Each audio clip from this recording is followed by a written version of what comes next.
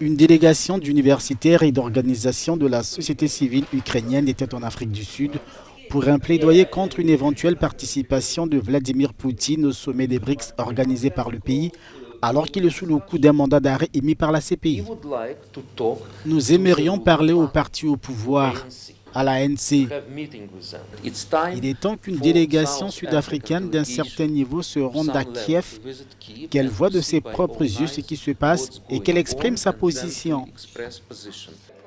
Mais l'Afrique du Sud joue depuis le début du conflit russo-ukrainien la carte de la neutralité, une position qui rend peu probable l'arrestation de Vladimir Poutine sur son sol.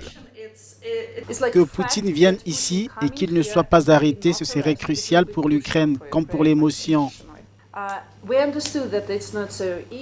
Nous avons compris que ce n'est pas si facile, c'est une politique mondiale, mais pour nous, l'Afrique du Sud est un endroit où les gens se battent pour la liberté, pour l'égalité et pour la dignité. Et Mandela, il est connu de tous les Ukrainiens. Si cela se produit ici, ce sera une grande déception.